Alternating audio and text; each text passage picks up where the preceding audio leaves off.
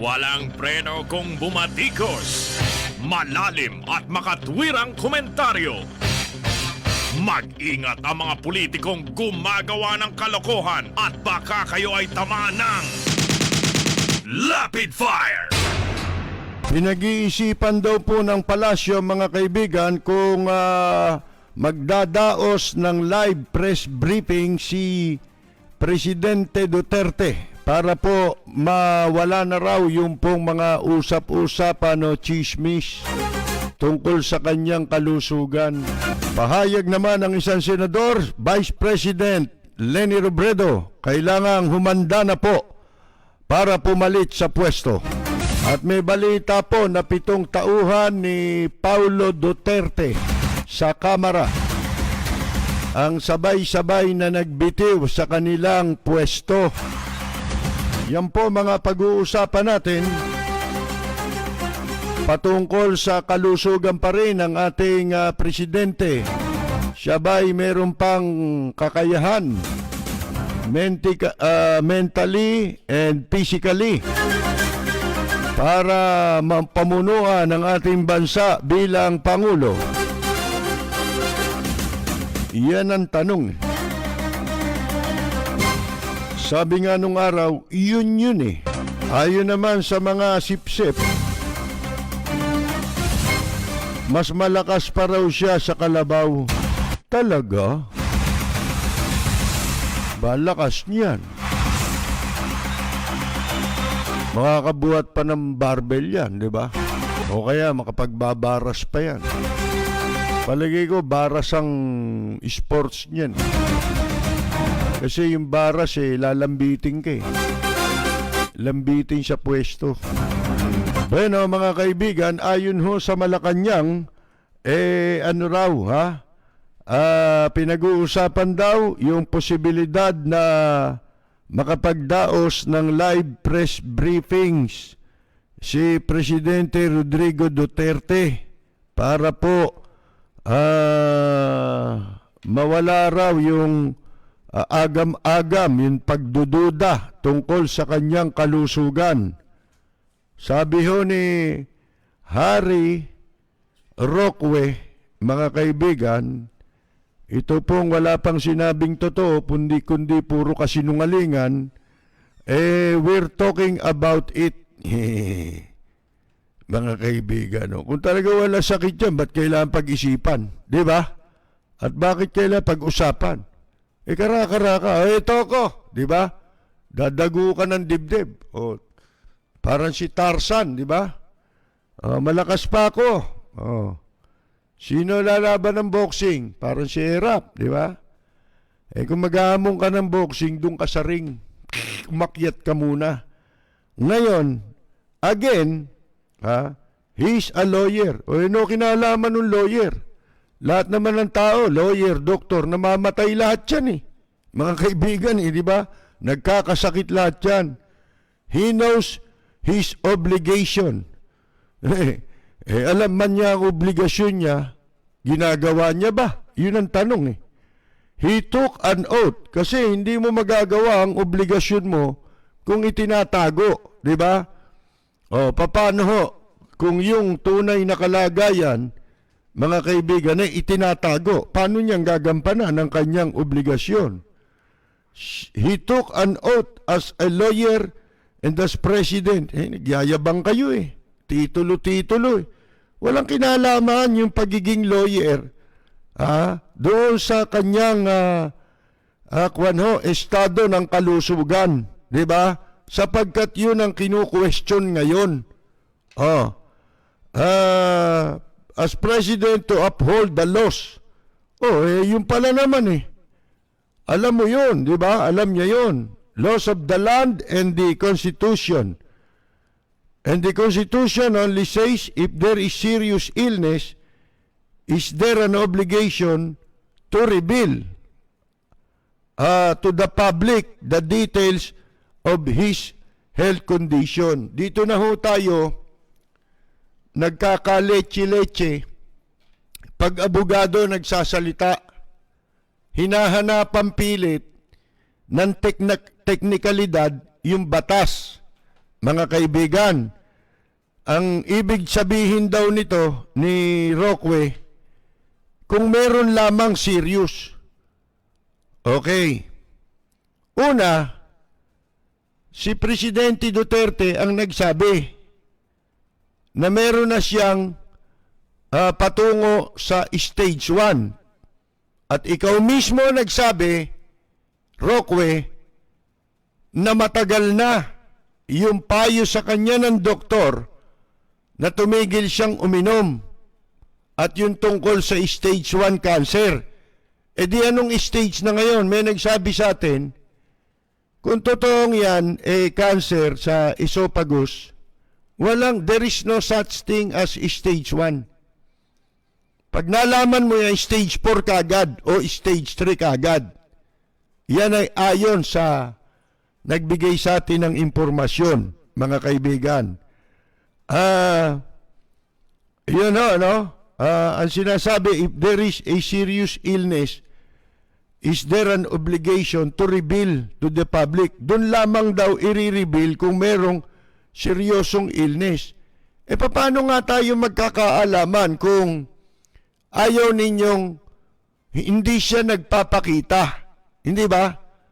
Para malaman, yun lang naman ang gustong malaman ng tao eh. Capable pa ba siya? Meron pa ba siyang kakayahan na makapanungkulan? Siya ba ay mentally and physically fit? Para ipagpatuloy ang kanyang posisyon bilang Pangulo ng Pilipinas. Tayo dun sa rule of law lagi. Tandaan niyo yan, huwag kayong lilihis sa rule of law. Sino man, maging pangkaraniwan tao ka, pag sumusunod ka sa rule of law at hindi mo bababuyin ang batas, hindi mo bibigyan ng ibang interpretasyon, hindi ka magkakamali. Mga kaibigan, yun lang daw, ito na mo pag daw meron lang seryosong karamdaman, doon lang kailangang may obligasyon sila na talagang isiwalat sa publiko yung detalye ng kanyang health condition. Yun na nga, sinabi na nga Ang dami na niyang sinabing sakit niya Yung burger, nakakamatay yun, mga kaibigan. At meron pang iba na nagsasabi, meron pa siyang ibang mga karamdaman, mga kaibigan. Ngayon, para matapos na yan simple lang naman Ipakita nyo, mag-press conference, lumakad siya ng parut-parito. Di ba? Mga kaibigan, 75 years old na raw, kesyo meron na rin daw mararamdaman. Si Mayor Lim nga, 90 anyos Kung walang COVID, di buhay pa si Mayor Lim. Di ba? Bakit? Hindi totoo yun. Na pagka umabot ka sa 70 anyos, pwedeng marami ka ng maramdaman. Pero pwede ring hindi. Di ba? Mga kaibigan.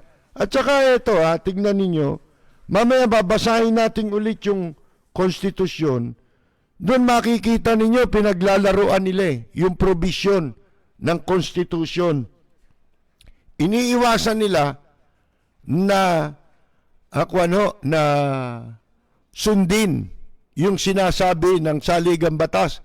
Bakit nila iiwasan yung kung wala naman silang iiwasan? Kung nasa mabuti naman palang kalusugan, yun nga ang gusto natin Kaya natin gustong maberipika at ng publiko, gustong maberipika ng publiko kung maayos pa ang kalagayan ng kalusugan ng presidente dahil yun ang gusto ng publiko. Ang ayaw ng publiko at labag sa batas na magpatuloy ang isang nakaupo na presidente pero siya po ay meron ng mabigat na karamdaman. Yun lamang sabihin mo may cancer ka. Kesyo patungo pa lang sa stage 1. Mga kaibigan, Yun pa lang, dapat ka na magpahinga eh. Bakit? Pagka may ganun kang karamdaman, mahirapan ka nang makapag-isip at makagawa ng makatarungang disposisyon sa iyong tungkulin. Hindi ba? Sapagkat malaking kwan yan eh. Malaking gambala yan sa isip ng tao. At bukod doon, siyempre, may pera ka. Marami kayong kwarta. Di, lahat ng gamot ituturok sa'yo, di ba? Lahat ng gamot gagamitin sa'yo para mapahaba-haba ng konti. Mapabagal ng konti. Yung paglubha ng karamdaman, mga kaibigan. Simple lang naman ang gagawin eh. Ba't ang daming chechi-bureche? Hindi ba? Magpakita na ako, magpapakita ng live sa harap ng mga media. Mga kaibigan. At magpalakad-lakad siya ron. Parut parito. Para makita kung may kakayahan. Kasi sa mga video na naunang lumabas, kung ano ika-ika na eh. Hindi ba? Hindi natin hinahamak yung kanyang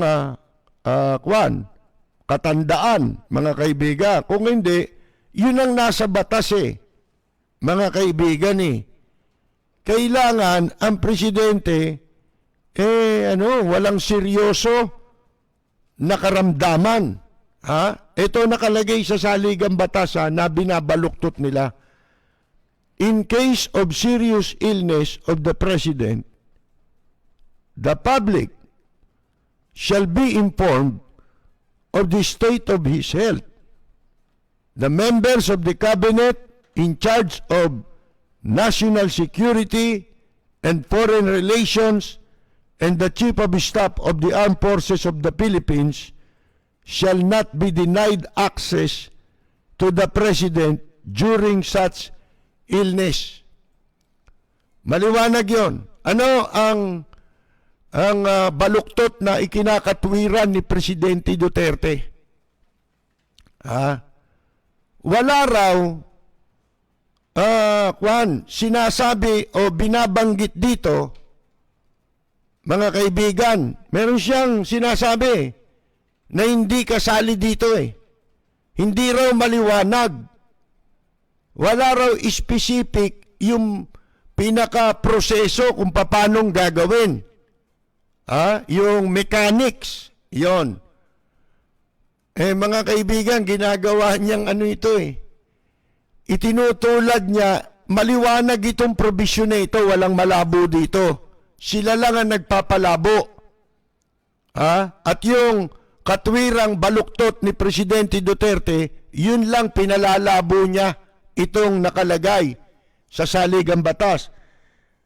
Para bang pinalalabas niya na itong probisyon na ito sa Article 7, Section 12 ng ating saligang batas, itinutulad niya dun sa probisyon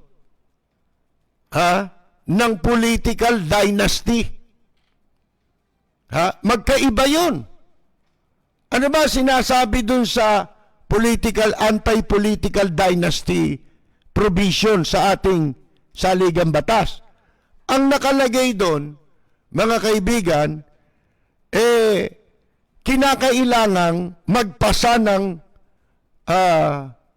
implementing rules. Yung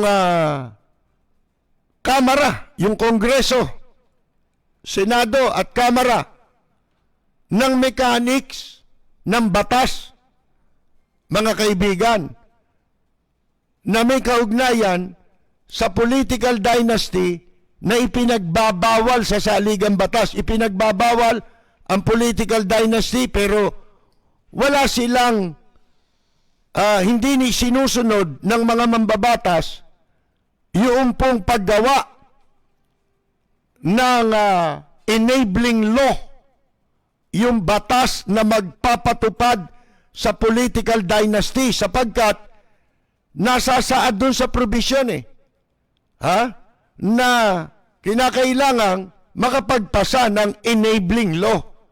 Yun. Dito sa Article 7, Section 12 na tumutukoy sa Executive Department in case of serious illness of the President, walang sinasabi rito na kailangang magkaroon ng enabling law. Ha? Katulad ng sinasabing, katumbas ng sinasabi ni Presidente Duterte. Pinalilitaw niya, ganun Magkaiba ho yun. Dito, walang sinasabing kailangan pa na gumawa ng IRR o ng enabling law para matupad. Ito pong nasasaad sa Section 12 ng ating Saligang Batas, Article 7. Wala naman dito yun Ang tanging gagawin mo lang, susundin mo. Ano sinasabi? The public shall be informed. Dapat ipabatid sa publiko ang estado ng kanyang kalusugan. Di sundin mo yon. Paano raw? Paano gagawin yon? Ito, the members of the cabinet in charge of national security, foreign relations, and the Chief of Staff of the Armed Forces of the Philippines shall not be denied access to the President during such illness. Hindi natin alam kung itong ating Chief of Staff at ilang pang mga miyembro ng gabinete na minamanduhan dito sa Saligang Batas. Mga kaibigan, na dapat meron silang access. Bukas ang anytime sa kanila, hindi pwede cordon sanitaire.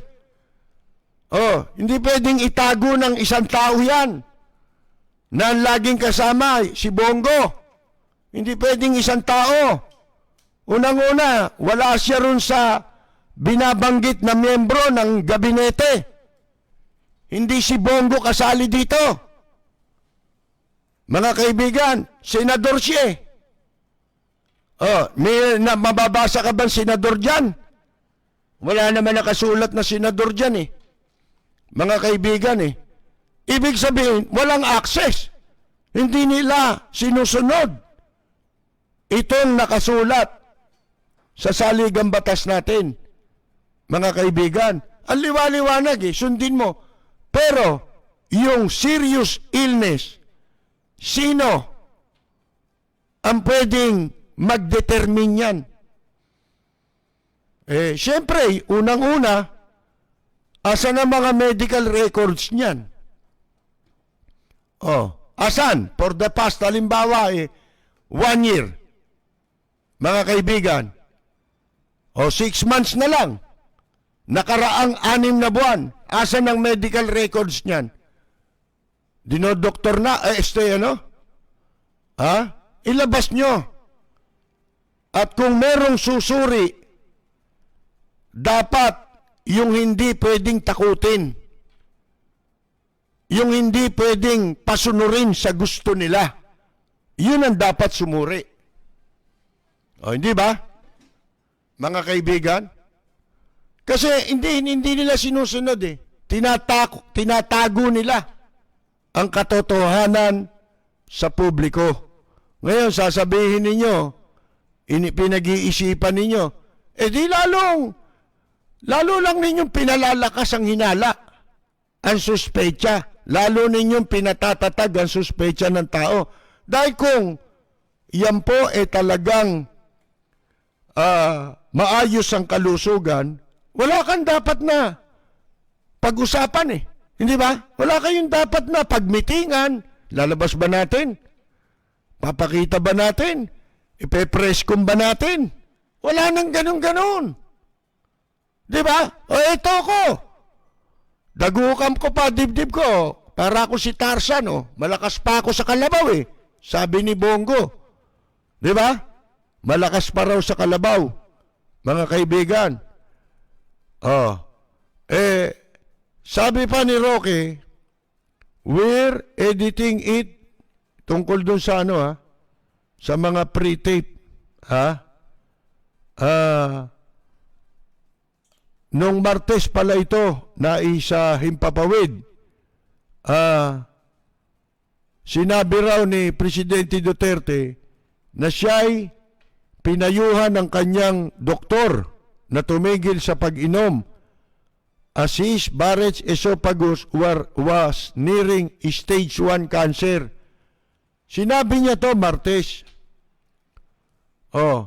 Pero si Roque ang sabi, yun daw advice na yun kay Presidente Duterte, matagal na raw yun. That was given a long time ago.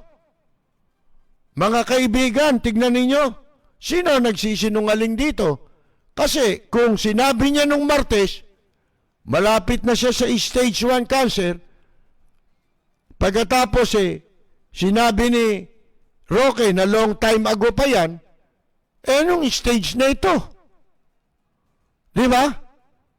Pinapahamakan ni Roque. Sino sa inyong dalawa nagsisinungaling? Mga kaibigan, di ba?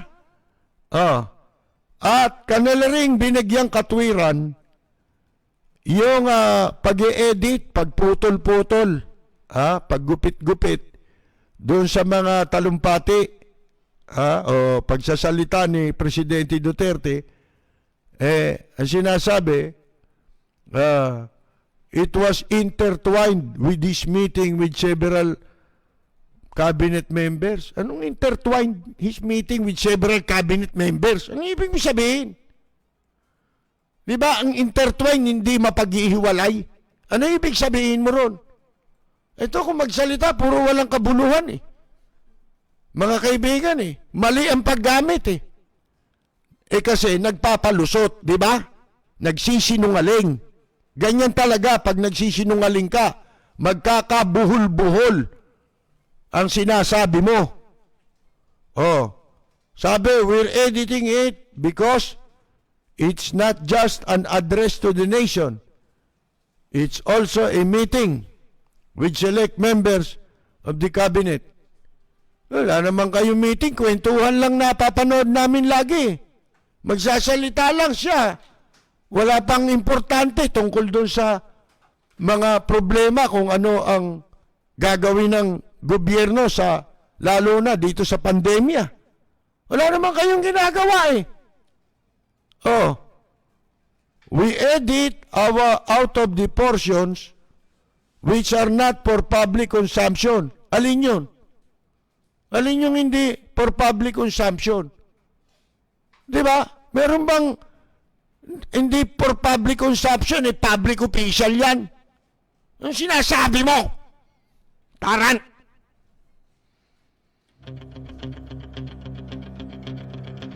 Walang preno kung bumatikos. Malalim at makatwirang komentaryo. Mag-ingat ang mga politikong gumagawa ng kalokohan at baka kayo ay tamaan ng Rapid Fire! Isipin mo, ine-edit daw nila, pinuputol nila, yung mga portion na hindi raw for public consumption. Because, as I said, you cannot make good policy just on the basis that they are popular policies. Ano na pinagsasabi nito, mga kaibigan? Ano ang hindi for public consumption ang sinasabi mo? Ikaw nagsasabi, cabinet meeting. Tapos address to the nation. Hindi ba parehong official act yun? Hindi ba? Official act of the president yun. Ano sasabihin mong hindi for public consumption yung pinuputol nyo na sinasabi mo, isinasagawa yun during cabinet meetings. Mga kaibigan, di na nito alam ang pinagsasasabi niya Di ho ba? Kayo magsabi sa akin kung mali ang pagkaintindi ko. Ang sabi ni Presidente Duterte,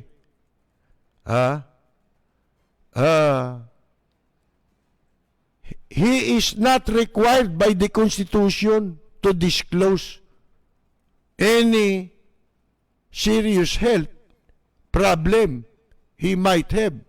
Sino may sabi sa inyo niyan? Yung binasa nga natin yung provision eh. Iloloko nyo kami. Bakit daw? How? Ito tinanong siya nung interview sa kanya, how are you really, sir? How are you really? Because I mean just to end all speculations about it. Sabi, kumusta kayo? Kumusta ba talaga? Ibig ko sabihin, para matapos na yung mga spekulasyon tungkol dyan, sa bagay na yan, sir. The Constitution does require you to tell the public about any serious condition you might have. Ang sabi nung nagtanong sa kanya, na reporter, nung, kung kailan ito, to which Duterte replied, sumagot daw, no. The Constitution does not require me disclose state of health. Article 7, Section 12 of the 1987 Constitution states, yun na nga yung binasa natin kanina. Mga kaibigan, di ba? However, the President has been candid in disclosing during his speeches his health problems. Sa mga maraming pagkakataon na, siya po ay sinasabi niya mismo sa kanyang mga talumpati ang tungkol sa kanyang mga problema sa kalusugan. Kasama na dito yung Buerger's disease, myasthenia gravis, Barrett's esophagus, as well as severe migraines and spinal problems. Di ba? Nakuha niya raw sa motorcycle accident nung siya'y bata-bata pa. Nung October,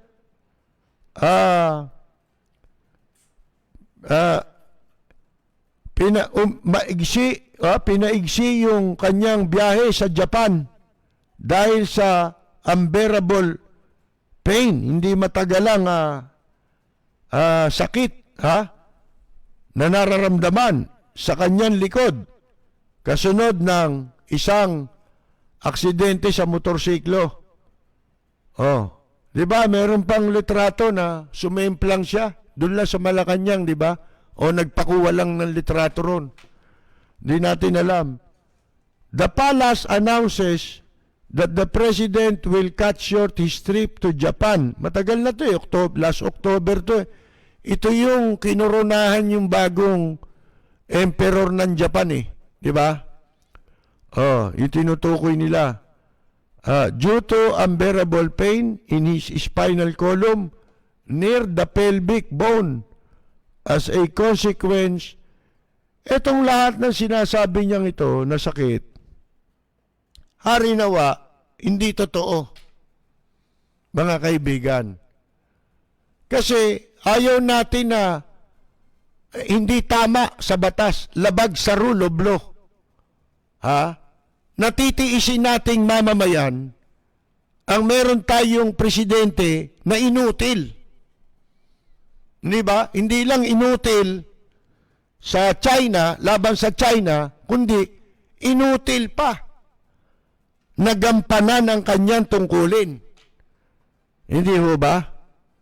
Physically and mentally.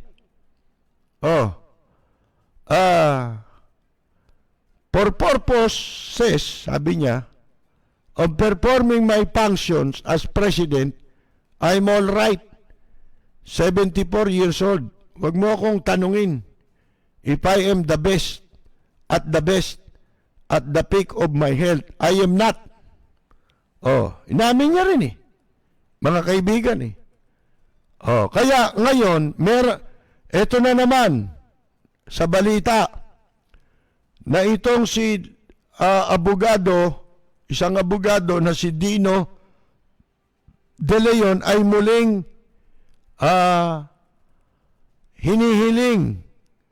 hiniling sa Korte Suprema na baliktarin yung nabasurang petisyon na i-compel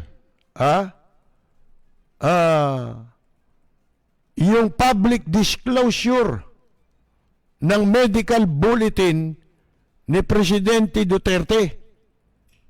Kasunod ng kanyang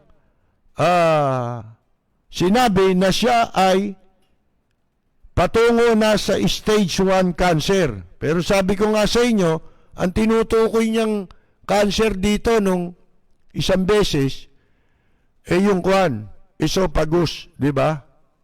Barrett esophagus. Oh, mga kaibigan. Malapit na. Pero sabi ni Roque, matagal na yun Oh, long time ago Oh. Kaya naghain muli ng manifestation at para hilingin sa Supreme Court na aksyonan yung motion for reconsideration. At itakda ang oral argument. Ibig sabihin, aksyonan na itakda na yung oral arguments sa kanyang petition for mandamus. At siya rin yung humiling sa Supreme Court na i-compel yung Office of the President na maglabas ng medical bulletin. Utusan, di ba?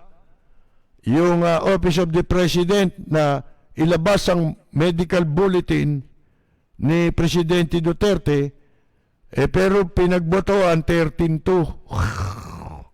Siyempre, 13 pumapabor sa pagbasura, di ba? 2 lang ang kumontra, ang pabor naman na dapat ilabas, di ba ho? O ngayon, ito na, yung sinasabi natin. Siya na mismo, base na mismo, direct from the horse's mouth, ika nga. Yun na mismo ang ebidensya.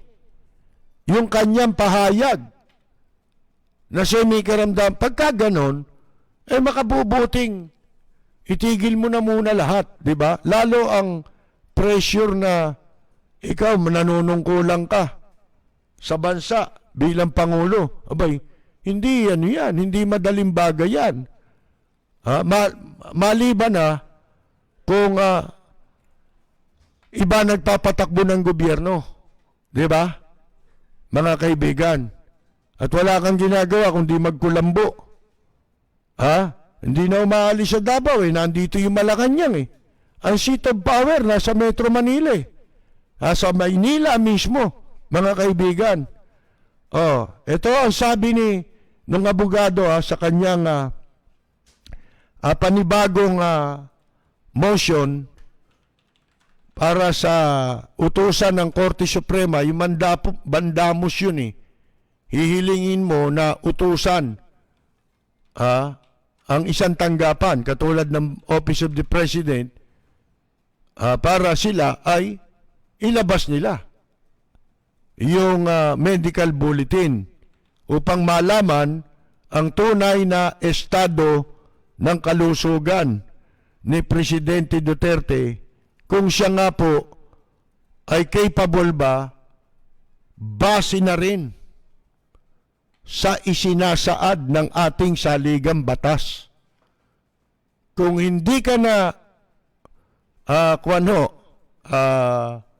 physically and mentally fit, o kaya meron kang serious illness, mga kaibigan, abay, sundin din natin ang konstitusyon na in case sa mga ganyang situation, sinasabi rin sa saligang batas na ang dapat magpatuloy ay ang Vice President, duly elected Vice President, mga kaibigan.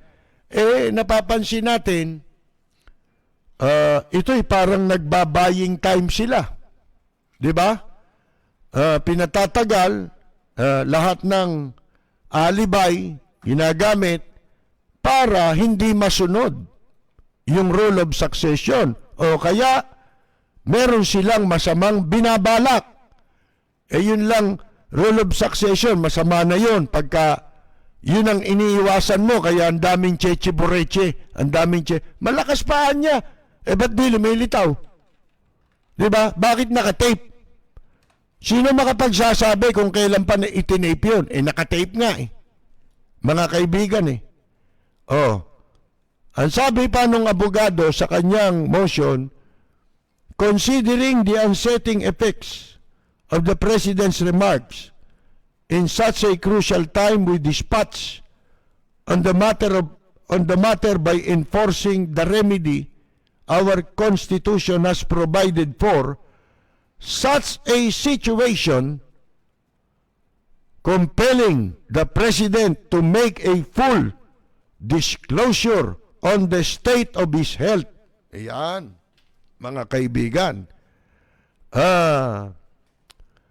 Sinasabi lang natin kasi tatagal lang yan Kita mo, may malaki pa tayong problema. Mga kaibigan, itong pandemya. Tapos wala na palang kakayahan ng presidente, kaya pala walang tumama sa mga pinagagawa nitong pandemya. Hindi ba? Lalong lumaki ang bilang ng mga nagkasakit at namatay. Akalain ninyo may balita yung pinalalabas nilang gumaling, mga patay na. Di ba sinabi natin noon yan? Mga kaibigan, totoo pala. Kabilang pala doon sa mga datos, sa bilang ng mga sinasabi nilang gumaling sa COVID-19, mga kaibigan, patay na pala mantakin ninyo yan. Bakit? Bakit iba-iba ang patakaran, pagpapatupad ng mga patakaran? Gumulo tayo ng gumulo, ang gulo. Yun din ang dahilan kung bakit nanawagan yung mga doktor na teka muna. Give us a break. Sabi mga kaibigan, sino ba susundin natin dito? Sapagkat iba-iba na ang nagsasalita. Ibig sabihin, hindi na presidente yun. Mga kaibigan, ito ng mga pinagtatalaga niya. Itinatago na nila ang katotohanan. Mga kaibigan, sipin ninyo yan. Nagkandaleche-leche ang pagtugon ng ating pamahalaan sa pandemya. Mantakin nyo, gaano karami nagutom dito? Sipin mo, mga jeepney driver, pulubi na ngayon, namamalimos. Anak-anam. Ano ba ito? Mga kaibigan, ang mga OFW, wala na. Nag-iiyakan na sa Middle East. Kung hindi pa nagalit yung isang host country, ang Saudi Arabia, dahil sa walang ginagawa gobyerno natin, pinababaya sila ron. Ultimong patay, nakatambak doon. Isipin mo yan. Saan bansa nangyari yan? Anong bansa? Tayo lang ang nagkaganyan. Mga kaibigan, yung iba mga bansa, walang sali-salita. Alam nila kung nasa ng mga kababayan nila, inilikas nila, di ba? Dito pinabayan Itinengga Walang malamo, nangunguha ng basura. Tapos, hinamak palalo. Ang sabi, drama raw yun. Anak ka nam, anong gobyerno ito mga kaibigan? Oh, hindi ho ba? Sino pa? Yang mga sinasabi nyo, yan ang katunayang hindi na kayo pinaniniwalaan eh. Hindi ba? Sapagkat kung pinaniniwalaan kayo, hindi pagdududahan. Di ba? Ang estado ng kalusugan ng Pangulo. At hindi pa rin ba kayo nakukumbinsi na wala nang naniniwala? Yung pananalita ninyo, napilit ninyong hinahadlangan na maisa publiko ang tunay na estado ng kalusugan ng presidente, yun mismo nagpapatunay, wala na kayong kredibilidad. Hindi pinaniniwalaan yan. Pwede mo bang paniwalaan yan? Manggagaling sa sinungaling kay Harry Roque? Ano yan? Anong ginagawa niyo sa tao? Masyado naman ninyong ginagawa ng bobo masyado na. Sana kung yan sinasabi nyo lang doon sa mga natitira ninyong ilang pirasong supporter na nagpaparami lang sa fake account Mga kaibigan kokonti na yan Oh, mga kaibigan, wala na.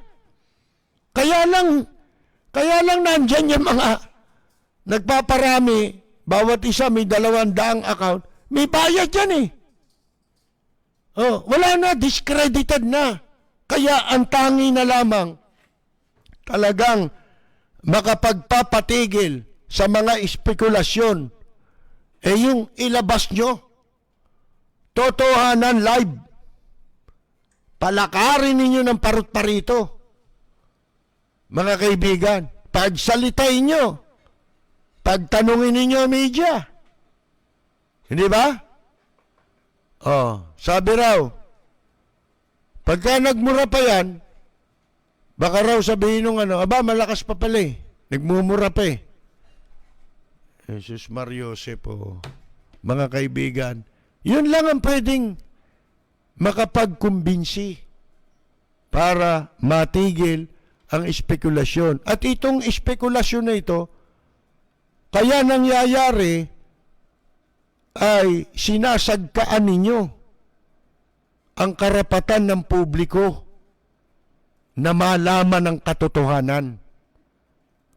Sinusuppress ninyo yung karapatan ng publiko na malaman ang katotohanan. Yung katotohanan, ayaw ninyong ilabas. Ano pa sabi dito? Ito may sabi pa dito ni Bongo.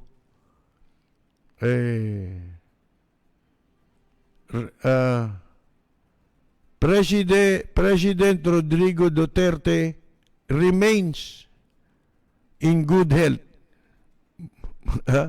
and is not suffering from any serious ailments. Alam nyo, ang dami pang lumalabas na meme ngayon Kasi nga sila ang pinagmulan niyan Sa kanila rin sila rin ang gumawa niyan, yung mga litratong kaduda-duda, 'di ba? Yung kumakain sa Davao.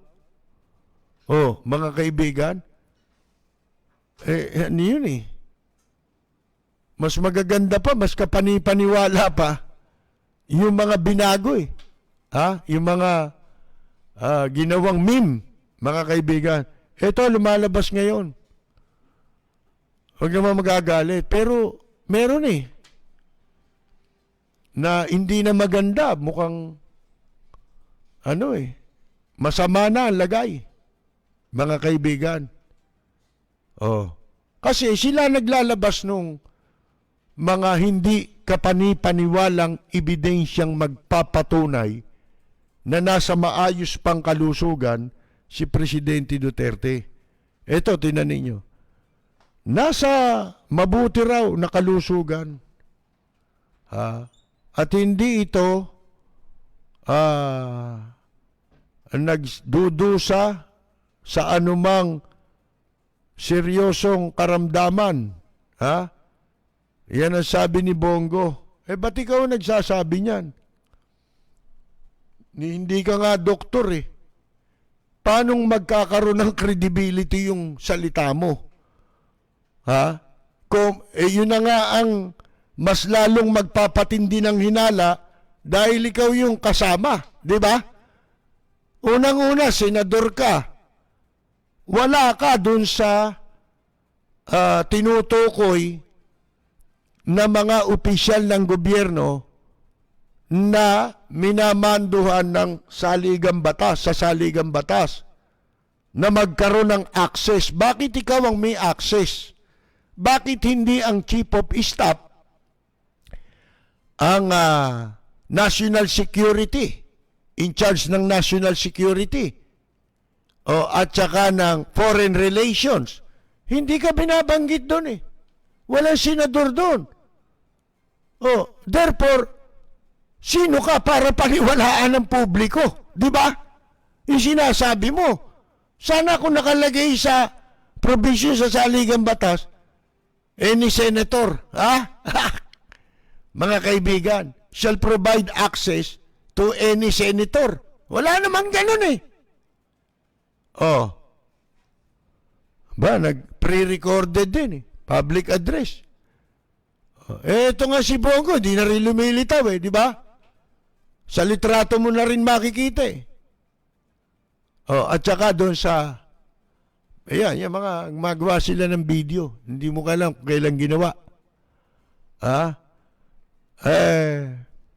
The President said that, mas malakas pa sa kalabaw ang Pangulo kung magtrabaho. Anong trabaho niyan? Para sa kapakanan ng lahat ng mga Pilipino. Ano yun? Ano nga yung trabaho sa kapakanan? Baka mamaya, pati mga pinagpipipirmahan yan eh. Forgery na eh. Mga kaibigan eh. May kakayahan pa ba makapirma yan? Pero ikonsidera rin natin ang edad ng ating Pangulo. Sino ba namang tao na 75 years old na ang walang naramdaman sakit sa katawan? Meron. Isa na si Mayor Lim. Kung walang COVID, buhay pa. Ang lakas. Mga kaibigan. Naisin man ni Tatay Digong na mabisita at makasama ang taong bayan dahil ito na ang kanyang nakasanayang gawin. Sa ngayon ay hindi niya po ito magawa dahil marami pong bawal. He added, wala nga nagawa. Ikaw naman puro kayo kasinungalingan eh. Gusto niyo ang patunayan ko sa inyo wala nagawa ito? Hindi ako magsasabi Ipaparinig ko sa inyo. Ilang minuto yon? Ito yung tape nung panahon ng kampanya. Sa dalawang issue lang ito ang tinukoy niya rito. Superman, mga kaibigan. Ni isa walang natupad dyan sa sinabi niya yan. Sasabihin mo may nagawa. Ito, pakinggan at panoorin ninyo. Paano babanggain ng administrasyon ninyo ang mga rice cartel na ito? Sos, ma'am. Kung yan lang, I'll do it in 3 days. Hulihin ko lang yung gagong, when I testified in the Senate, I identified somebody there. Bangayan. He was one of those smuggling rice. Yung cartel nila, madali yan. As president, sabi ko nga, 3 to 6 months, tapos lahat to. Really? I am willing to stake my honor, my position, and my life. 3 to 6 months, malinis itong bayan na ito. Narinig po ninyo, mga kaibigan, 3 to 6 months. malinis ang bayang ito. Yun daw, nag-testify siya sa Senado. In-identify niya yung isa ron, smuggler, rice cartel. Oh. Ano lang daw, 3 days lang eh. Sabi niya, di ba? Buhay pa yun eh. Sabi niya nga doon eh, I would gladly kill him. At ang masama, ginawa nila legal ang smuggling ng bigas sa Pilipinas. At tandaan ninyo, sana wag magkatotoo. Na baka by December or early this year, para na tayong Japanese time, wala ka nang mabibiling bigas. Mga kaibigan, bakit? Wala nang mag-e-export sa atin ng bigas. Yung mga bansa na pinagkukunan natin ng bigas, hindi na ho sila mag-e-export dito muna sa Pilipinas. Dahil kakailanganin din nila. Bakit tayo? Yan yung sinasabi natin. Bago pa lang eh. Dapat unahin ang food security ng bansang ito. May magandang nagawa sa panahon ni Marcos. Gawin ninyo yun. Mga kaibigan, hindi. Sa halip na gawin, mas lalo pa nilang isinagad ang importation ng bigas mula sa ibang bansa. Hindi tinulungan. Imbes na tulungan ng magsasaka,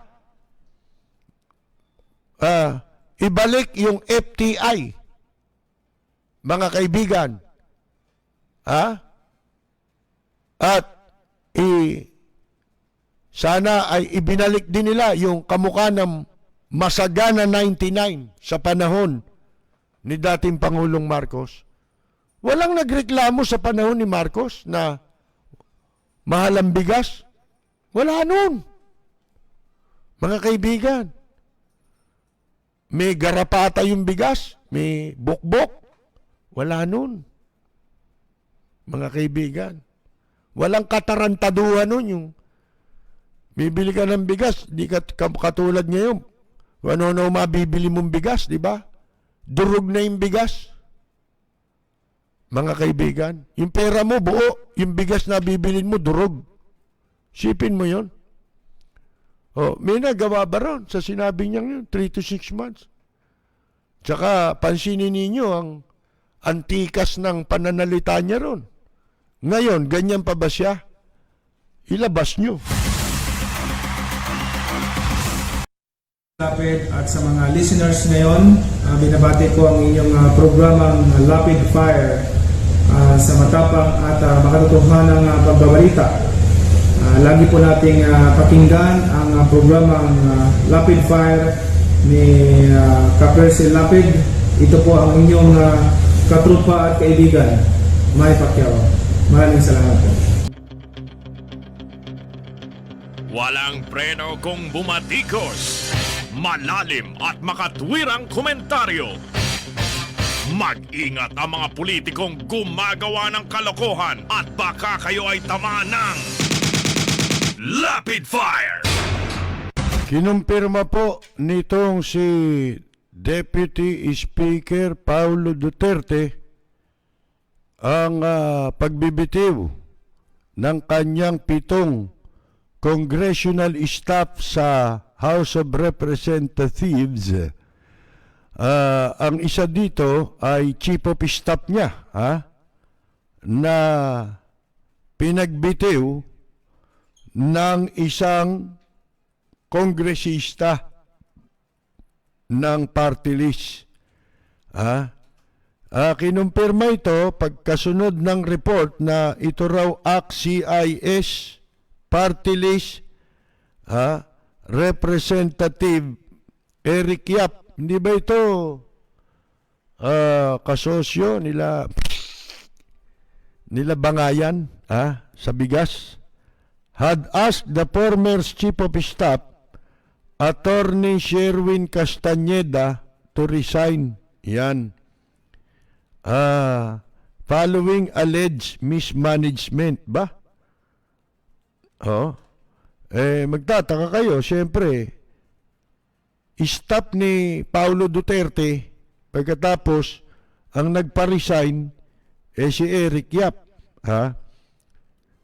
It was Yap who recommended Castañeda to Duterte. Yun. Ito daw si Yap ang nagrekomenda kay Castañeda. Ayon daw kay Duterte, bukod kay Castañeda, 6 pang staff members ang hain na rin ng kanilang resignation. For the details on why they resigned, I think it would be best if Attorney Castañeda should answer that question, because for me, tapos na ang lahat. Everything is finished and we parted ways na maayos. Ayan po. At si Duterte raw sa ngayon ay nagbabalak na magdala ng kanyang mga mapagkakatiwalaan na staff mula sa kanyang opisina sa Davao para tumulong sa kanyang opisina dito sa House of Representatives. I'm almost done, filling up. Almost tapos na raw, halos tapos na mapunuan yung mga bakanting posisyon sa tulong daw ni Congressman Yap's staff. Kalahin nyo itong Yap na ito. Nung nakaraang eleksyon, yung AXI-IIS na yun, lahat ng panloloko eh. Akala nila yung mga nagpo-propaganda nun, di ba, yung magkakapatid sa media. Di ba? At ang akala ng mga OFW na nalinlang, itong party list na ito para sa OFW. Sipin ninyo ito, nakakuha ng 3 pwesto sa Kongreso. Mga kaibigan. At ito ho, si Yap. Kapangalan nito. Di ko alam kung siya at yung Eric Yap na hinuli sa smuggling ng bigas sa Subic, isa. Mga kaibigan, nasabi lang natin.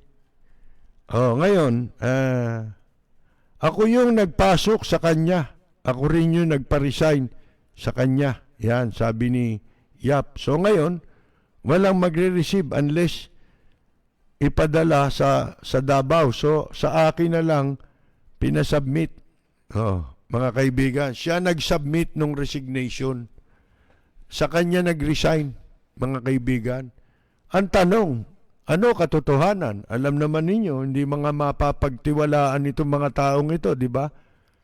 Ito, magtaka kayo Hindi natin alam kung anong dahilan Meron sinasabing minor daw Ano yun? Minor na bugbog o ano? Ba't nag-resign yan? Binugbog ba yan? O ano? Ano dahilan? Tunay na dahilan. Sa bagay, hindi nila pagtatapat yan. Mga kaibigan, ano po? Pero, sabi nga ni Sara Balabagan, ang panganay ko ay yes, si Arnold Clavio po. Siya po yung ama ng panganay ko. Ang ama po ng panganay ko ay yes, si Arnold Clavio po. Siya po yung ama ng panganay ko. yun di ba? Sabi nga ni Sara Balabagan, walang baho raw na hindi lumalabas, di ba? Pero may diyan merong panibagong usap-usapan na parang tinutukoy na Malacanang ang nagpakana nitong paglabas daw ni Sara Balabagan. Dahil daw bumabanat daw. Kayo ba? Nakarinig ba kayong bumabanat to mga to? Ano ba banat nito? Mga kaibigan, ano raw, pakanaraw ng Malacanang yan, para makapagigan. Sa bagay na yan, hindi ako masyadong kumbinsido dyan. Pero kung ginawa ng Malacanang yan, una, magpagiganti, may katotohanan naman, di ba? Sapagkat hindi pinagtapat ni Arnold yan ba't kailangan si Sarah? Ano nga sabi ni Sarah? Ang ama po ng panganay ko ay yes, si Arnold Clavio po. Siya po yung ama ng panganay ko. Ayun, mga kaibigan. Yung kung tawagin niya, direct from the horse's mouth. Bueno, mga kaibigan, wala man ako alam na banat itong mga to Di ba? Wala, mga kaibigan. Panoorin nyo nga yung pila nila. Kung ano na mga pinagbabalita ron. Wala na may balita. Lahat natakot na sabi ko nga sa inyo, rule of law. Manatili kayo sa rule of law. Ipaglaban ninyo ang rule of law. Kung ano yung batas, yun ang batas. Huwag kang lilihis. Diba? Tayo lumihis dyan, mga kaibigan. Yan, itong ano kaya ang dahilan dito?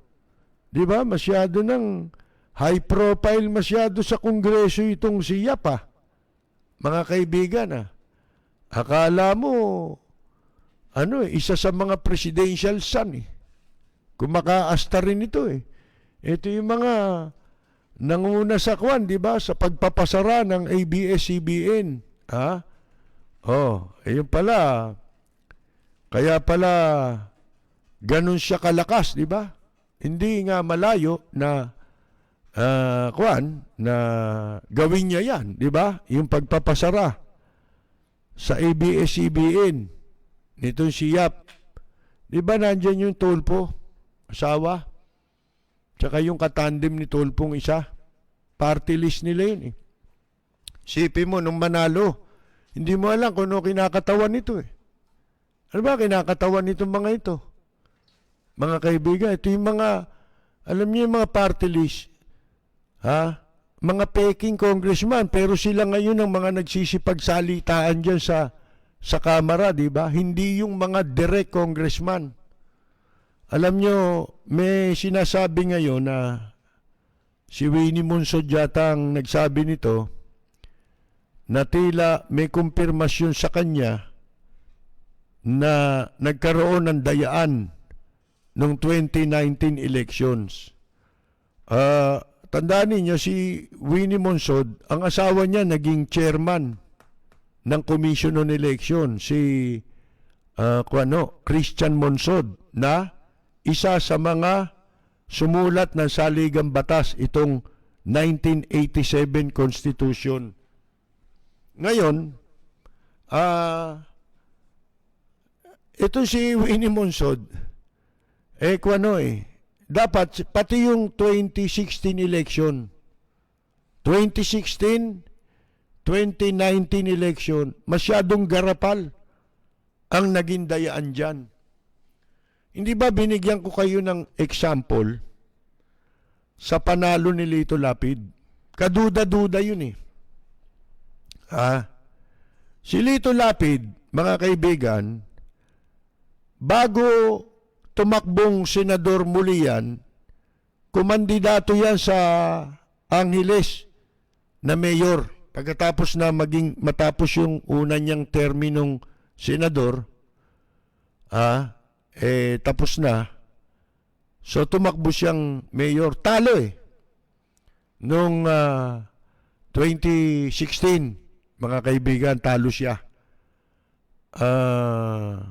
Pagkatapos, netong 2019, magtaka kayo Alam nyo, ayoko lang ulit-ulitin ito kasi baka sabihin dahil komo kaibigan natin si Mayor Alfredo Lim.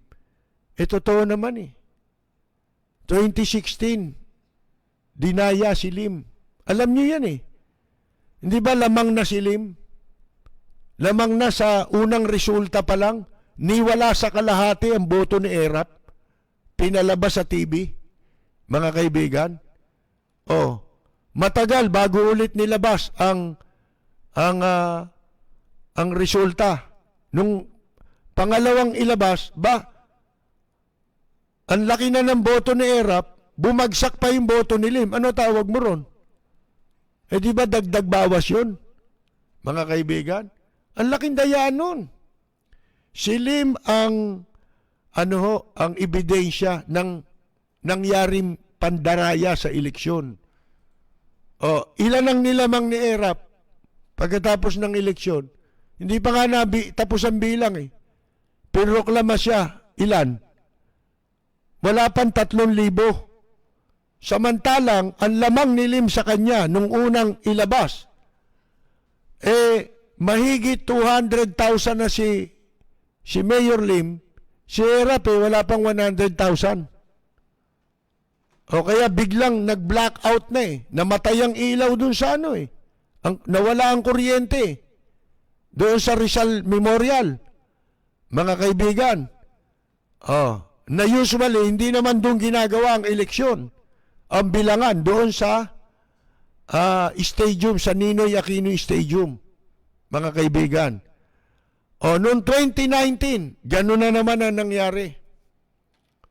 Akalain mo, pumangatlo lang si Mayor Lim?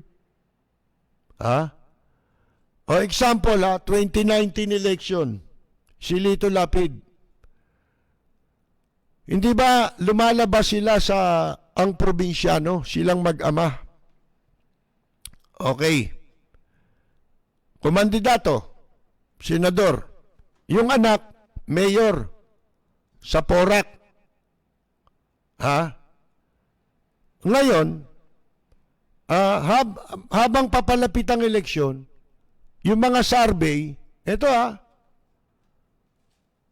si Lito Lapid nasa Magic 5 lagi. Nasa Magic 5 siya. Mga kaibigan, yung 5 nangungunang senador mula umpisa hanggang sa malapit na eleksyon. Hindi siya nawawala doon sa Magic 5. Sabi, dahil anya yan sa ang probinsyano. Hindi totoo yun. Ito si Lito Lapid kasama sa ibinoto ng isang religious organization, yung black voting, mga kaibigan. Nung nandun siya sa Magic 5, wala pang desisyon. Hindi pa eleksyon yun So wala pa yung pasya na kasama siya sa mga bibit-bitin na line-up ng senador. Tingnan niyo Ngayon, nag-eleksyon. Dala siya, di ba? Hindi ba dapat kung totoong nasa Magic 5 si Lito Lapid, hindi ba dapat nung eleksyon na nadala siya, napunta siya sa number 2 or number 3? Tama, hindi tama? Dapat yun ang mathematics na logic simple common sense. Hindi ba? At ang sinasabi nila, ang isang factor na nanalo si Lito Lapid, yung probinsyano. Kung totoo yun, bakit yung anak niya natalo? Pareho lang silang nasa ang probinsyano. Di ba? Meron pa rin si Edu Marzano, nasa ang probinsyano. O bakit natalo sa San Juan? Kaya mga kaibigan grabe yung eleksyon na yun. Bayaran yun. Sino ba nagpatakbo ng eleksyon? Smartmatic At saka Comelec. Sa buwatan niyan, sabi ko sa inyo, yung survey, Comelec, at saka Smartmatic, magkakasabuat yan. Kasama na yung ibang media. Bakit Gumagawa sila ng trend para maging kapanipaniwala ang resulta. Di ba? Babayaran mo yung survey, ilalabas ka ron, yun ang magiging pagkukunan halos ng pattern eh.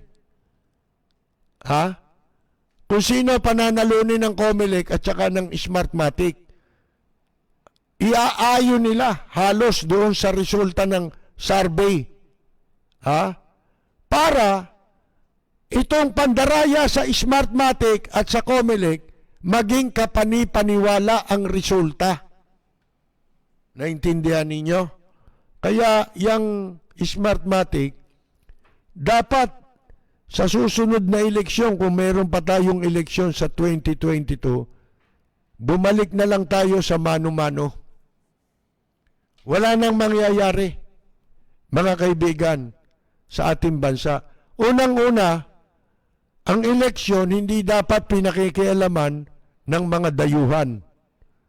Dayuhan ang nagpapatakbo ng Smartmatic eh. Baka ngayon inchik na ang hahawak ng computer.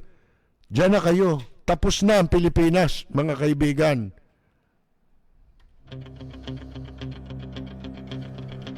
Walang preno kung bumatikos.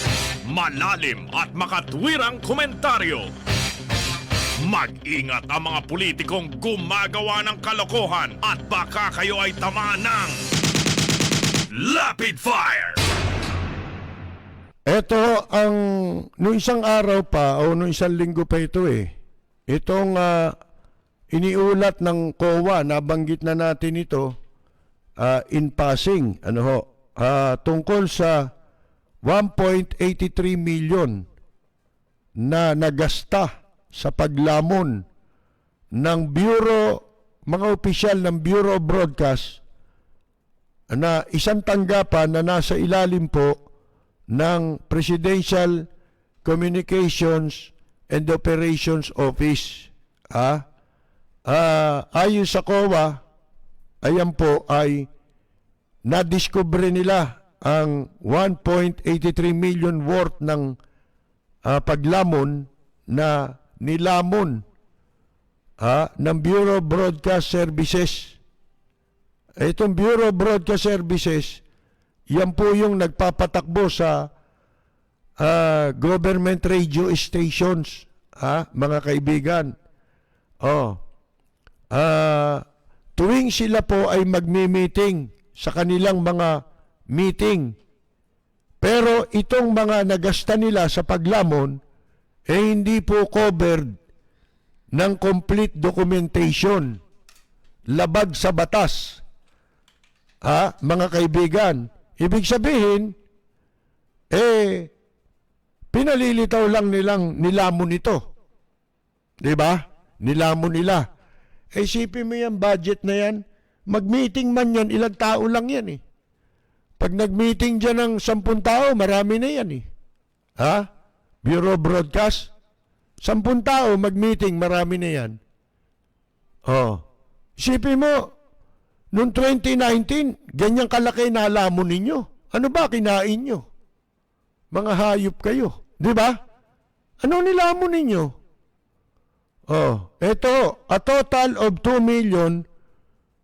2,356,188 pesos and 46 centavos ang nagasta naman, ang talagang nagasta sa taong 2019 na isinilbi sa iba't ibang idinaos na meeting kung saan itong 1,830,720 pesos and 52 centavos or 78% nung 2,356,188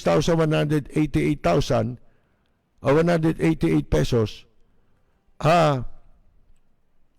78% nun ay hindi suportado ng mga dokumento na magpapakitang yung mga sinasabi nilang meeting na nagsilamon sila, opisyal yun.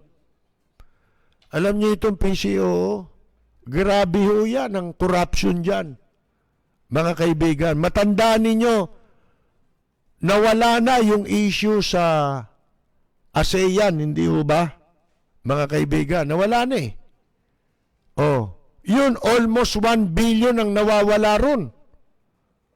Mga kaibigan, humigit kumulang sa 1 billion yun. At napabalita, 1 buwan naka-check-in sa Conrad Hotel ang mga damuhong opisyal ng PCOO. Doon naglalasingan.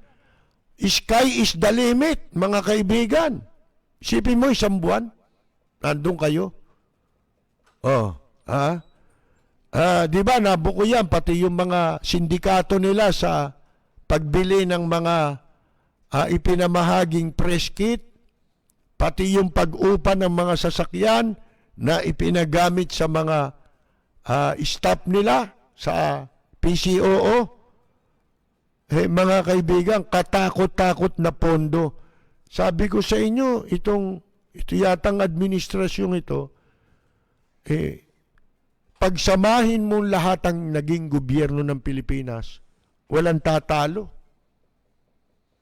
sa pagkaubos ng pondo tsaka garapal na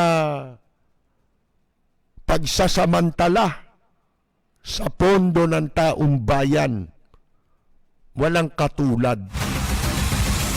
Ito daw ang halaga ng mga nilamon nila na hindi po suportado ng anumang official documents. Ibig sabihin, walang official receipts. Kung may official receipts yan, baka sinulat lang sa kamay. O kaya, yung resibong nabibili sa bangketa, ginamit. Diba? Alam nyo, ang paggasta sa gobyerno, nasa batas yan, ha? Ultimo, 1 sentimo. Na ibinabayad mo sa gobyerno. Dapat siya may resibo. Official receipt. Nakakita na ba kayo nung resibong Republic of the Philippines? 'Di ba? Receipt. 'Yun. Pagbibili sila ng kahit ano. At merong batas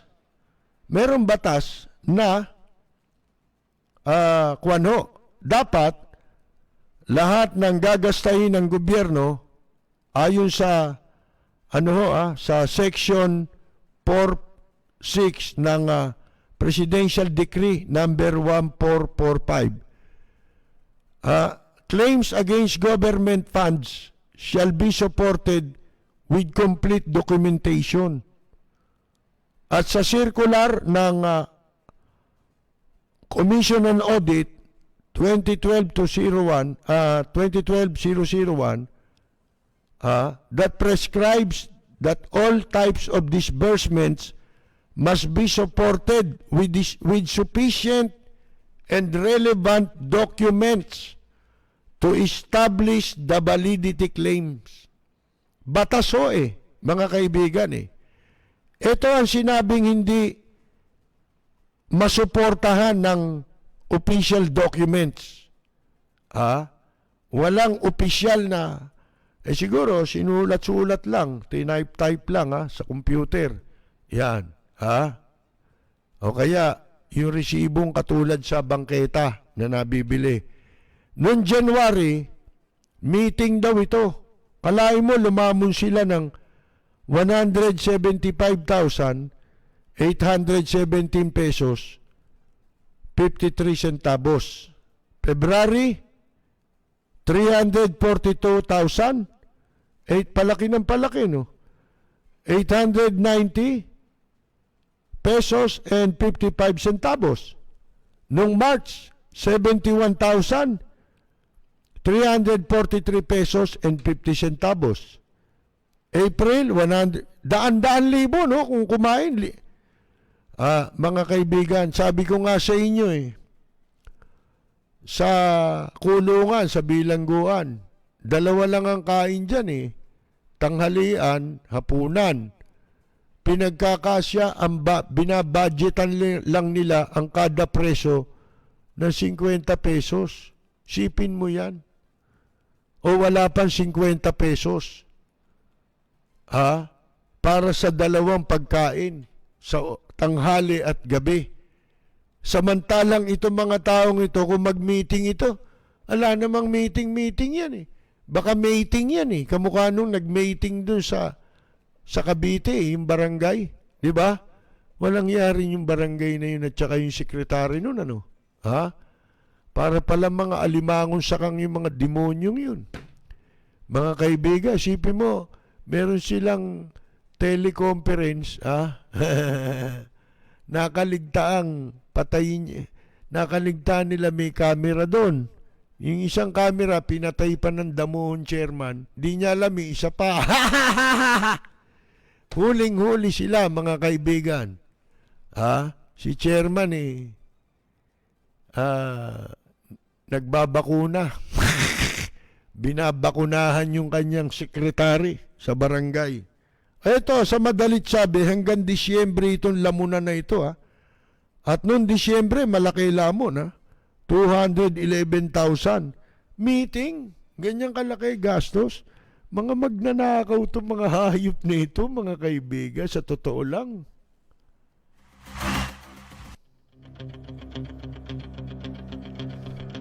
Walang preno kung bumatikos.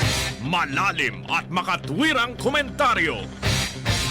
Mag-ingat ang mga politikong gumagawa ng kalokohan at baka kayo ay tamaan ng Lapid Fire! Akalain ninyo itong abogado na kung makasigaw ng bobo sa iba, wagas, mga kaibigan. Si Larry Gadon, alam ba ninyo na naghain pala ito ng petisyon sa Korte Suprema kanina, August 27. Alam nyo kung ano inihain na petisyon ito? Yung sigaw niyang bobo, sa kanya dapat yun eh. Dapat yung pagsisigaw ka ng bobo sa susunod, humarap ka sa salamin. Eto. Bakit? Akalain ninyong hinihiling niya sa Korte Suprema, dumulog siya sa Korte Suprema, na pawalang bisa daw yung Republic Act number 6639 dahil sa pagiging unconstitutionality nung batas na yun. Ano ba yung RA 6639? Yun yung batas na pinalitan ang pangalan ng Manila International Airport at ginawang Ninoy Aquino International Airport. Yan. Ibig sabihin, pag magpapangalan ka, kailangan may batas, di ba? Sino ngayon ang bobo? Yung sinasabihan niya o siya? Para sa akin, siya bobo eh. Alam niyo kung bakit? Kailan pa itong batas na ito? Ang tagal-tagal ng ginawang Ninoy Aquino International Airport, yung airport na yan. Ngayon mo sasabihin sa Korte Suprema, mamumura ka na naman ng Korte Suprema eh. Ginagamit mo sila para magkaroon ka ng publicity. Di ba may ginawa yan? Pinagalitan ng Korte Suprema sa desisyon sa kanya eh. Ginagawan laruan yung Korte Suprema. Kung ako Korte Suprema, mga kaibigan, padidisbar ko to eh. Di ba? Abay, ginagawan laruan eh. Ginagamit para siya makapag-publicity, para makakuha ng atensyon, mga kaibigan, para masabing matalino siya. At hindi siya yung sinasabihan niya ng bobo. Bakit ho? Kumag pala ito eh. Ako hindi ako abogado, pero simple lang yan eh. Gusto mo palang papalitan yung pangalan, pupunta ka ulit sa Kongreso. Tanga. Ang may karapatang magpalit ng pangalan yan, ang Kongreso. Paano magiging ang constitutional yan? Function din ng Kongreso yung magpangalan. Di ba? Ultimo mga kalye. Mga kaibigan, sa kongreso yan. Hindi lahat ng kalye. Oh. Mga kaibigan, hindi ho ba? Tanga pala ito. Saan kaya nag-aaral ito? Abay, dapat bumalik ito sa law school. Mga kaibigan, nakakahiya. Kung buhay si Chiquito, sasabihin, inay. Mga kaibigan, oh. Sipin mo, sa Supreme Court dumulog. Ay, taron. Hoy, Eli Kuyukot, ano masasabi mo rito kay Larry Gadon? Gago! Tanga! Inutil! Tarantado! Ito hindi ko nahulaan, ha. Maboboljak na naman ang Korte Suprema yan, eh. Dapat yan, eh, sinisira na yung papel, eh, di ba? Yung nag-receive. Ano to? Petition? Para ano? Ideklarang unconstitutional yun daw Manila International Airport na ginawang Ninoy Aquino International Airport. Tado, alam mo, punta ka sa Congress, doon mo sabihin yan, di ba? Alam mo ba kung ano mali doon sa Ninoy Aquino International Airport? Ang mali doon, bakit si Ninoy lang ang pinangalanan nila doon sa airport, dalawa silang patay doon, eh. Di ba? Dapat yan, Ninoy Aquino Galman International Airport. Yun, sabihin mo sa mga congressman, tolongesman, di ba?